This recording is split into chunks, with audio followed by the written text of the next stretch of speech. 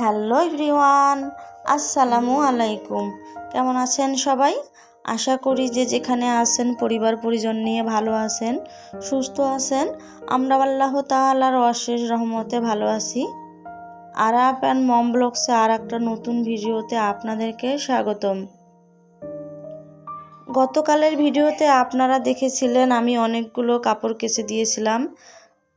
আমি বিছানার চাদর থেকে শুরু করে অন্যান্য কাপড় অনেকগুলো কাপড়েই কেচে দিয়েছিলাম, আর সেগুলো আজকে ভাঁজ করে নিচ্ছি। কাপড় চোপড় সাথে সাথে ভাঁজ করে না নিলে দেখা যায় বিছানায় অথবা রেকের মধ্যে এলোমেলো হয়ে পড়ে থাকে। এমনি আমার ছোট ছোট বাচ্চা, সেখানে যদি এগুলো অগোছালো থাকে তাহলে দেখতে অনেকটাই খারাপ লাগে। তাই আজকে সকাল সকাল কাপড় চোপড়গুলো ভাঁজ করে নিলাম। আর এখন যেহেতু মাসের শুরুতে আমাদের বাজারঘাট করতে হয়, মাছ মাংস যা কিছু দরকার সব কিছু আগেই কিনে আনতে হয়। তো আজকে আরাপের বাবা অনেকগুলো মাছ নিয়ে এসেছে। আজকে যে আরাপের বাবা মাছ আনবে তো আমি একটুও কল্পনা করতে পারিনি। আজকে আমার নাইট ডিউটি ছিল, আর হঠাৎ করে আরাপের বাবা অনেকগুলো মাছ নিয়ে এসেছে। আর আরাপের বাবা কি মাছ নিয়ে এসেছে সেগুলো এখন আপনাদের সাথে শেয়ার করব। ভিডিওটা একটু বড় হতে পারে, প্লিজ ধৈর্য ধরে আমার এই ভিডিওটি দেখবেন। তো প্রথমে মাছ দেখে আমার খুব রাগ করছিল, পরে কি আর করার, এগুলো তো ভালো করতেই হবে। আর আমার মা সাথে সাথেই ছোট মাছগুলো বেছে নিচ্ছে। তো এখানে যে মাছ নিয়ে এসেছে সেগুলো এখন আপনাদের সাথে শেয়ার করি। সাথে কিছু সবজি বাজারও নিয়ে এসেছে। তো আজকে আরাপের বাবা 4 ধরনের মাছ নিয়ে এসেছে, বড় ছোট মিলে টোটাল 4 ধরনের মাছ এনেছে। তারপরও আমি অনেক রাগ করেছিলাম, কারণ এক ধরনের মাছে টোটাল 8 কেজি নিয়ে এসেছে। এই বড় মাছ 3টা গ্লাসকার মাছ মিলে টোটাল 8 কেজি মাছ হয়েছে। এটা শুনে তো আমি অনেকটা রাগ করেছিলাম যে এক ধরনের মাছ এতগুলো আনার দরকার কি ছিল। কোনোবারে আরাপের বাবা এরকম করে না, এবার প্রথম এতগুলো মাছ এক ধরনের নিয়ে এসেছে। তো আমি খুব রাগ করেছিলাম, তারপর কি আর করার, ভালো তো করতেই হবে। বড় মাছ টোটাল 8 কেজি এনেছে। আর এই ছোট ডারকুনি মাছ, আপনারা এটাকে কি বলেন প্লিজ জানাবেন। এই ডারকুনি মাছটা নিয়ে এসেছে 1 কেজি। অবশ্যই ডারকুনি মাছটা মা আগেই বেছে নিয়েছে আর হালকা করে ধুয়ে নিয়েছে। আমি এখন ভালোভাবে পরিষ্কার করব। আর এই যে দেখতেছেন বাটা মাছ, এটা একটু বড়। এই বাটা মাছটা টোটাল 2 কেজি এনেছে। আর এই বাটা মাছটার নাকি 100 টাকা করে কেজি, টোটাল 2 কেজি 200 টাকা নিয়ে এসেছে। আর সাথে মাছের ভুঁড়িগুলো দিয়ে দিয়েছে। ওই মাছের ভুঁড়িতে অনেকগুলো চর্বি আছে, সেগুলো নেওয়া যায়। তো এই হচ্ছে মাছের বাজার, আর সাথে কিছু সবজি বাজারও নিয়ে এসেছে। এখানে 2 কেজি শসা নিয়ে এসেছে, সাথে এখানে পালং শাক 1 কেজি, আর এখানে সিম নিয়ে এসেছে 1 কেজি, কাঁচা মরিচ নিয়ে এসেছে 1/2 কেজি, আর আদা নিয়ে এসেছে 1/2 কেজি। আরও টুকিটাকিও অনেক বাজার আছে, এখানে তো সামান্য বাজার। আর মাছের বাজারটা একটু বেশি হয়ে গেছে, এতগুলো মাছ না কিনে সে অন্যান্য মাছ কিনতে পারতো। এই সময় ওর মাথায় ভূত চেপে বসেছে যে এতগুলো মাছ নিয়ে এসেছে। আমি দেখে তো অনেক রাগ করেছি, এক ধরনের মাছ খেতে ভালোই লাগে না। আর আজকে যে মাছগুলো এনেছে আমার একেবারেই পছন্দ না। বাটা মাছ আমার খুব একটা পছন্দ না, আর বাচ্চা কাচ্চাকেও খাওয়ানো যায় না, কারণ প্রচুর কাটা। যাই হোক, এগুলো এখন পুরো একটা করে ফ্রাই করে খেতে হবে। তো আমি প্রথমে বাটা মাছগুলো বেছে নিচ্ছিলাম, আর ওই মাছগুলো আগে আমি হালকা পাতলা করে ধুয়ে নিয়েছি। এখন আবারও ভালো করে পরিষ্কার করে নিব। মাছ কাটতে কাটতে আপনাদের কাছে একটি রিকোয়েস্ট, প্লিজ ভিডিওটিতে লাইক দিয়ে ভিডিওটি কন্টিনিউ করেন, কারণ আপনার একটি লাইক আমার এই ভিডিওটি আরও 10 জনের কাছে পৌঁছে দিতে সাহায্য করবে।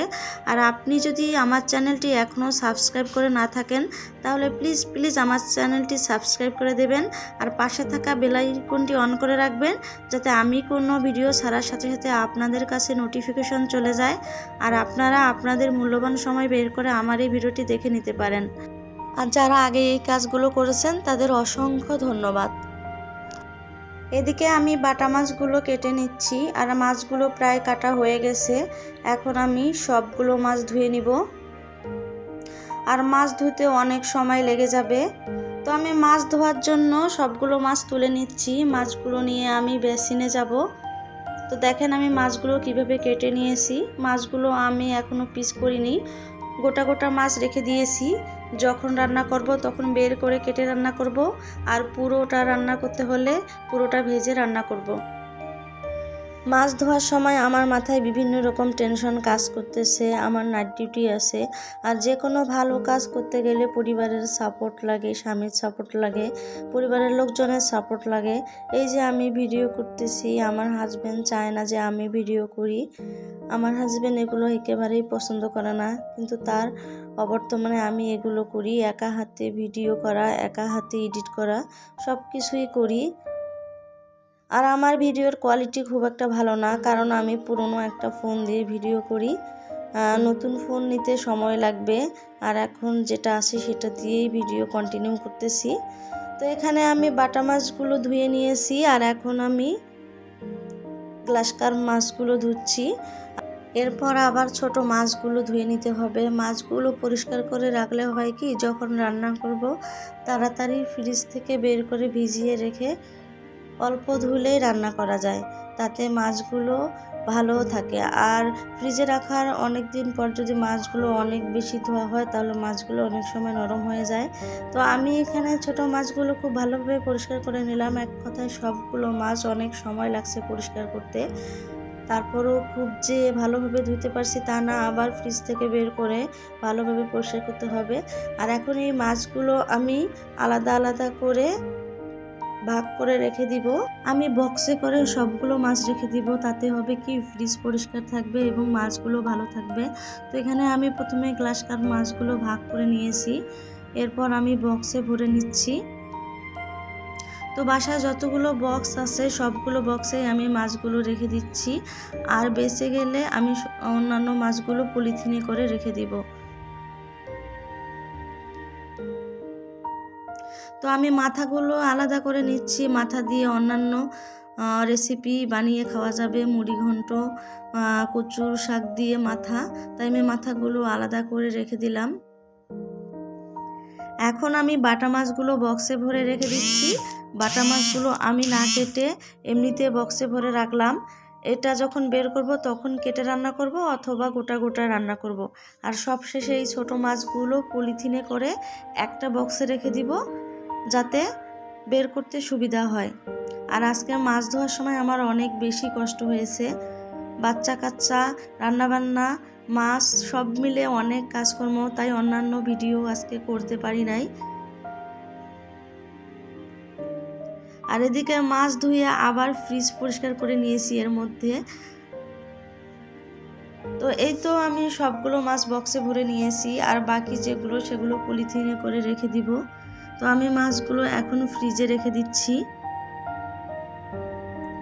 তো এভাবে রাখলে ফ্রিজ অনেকটা পরিষ্কার থাকে।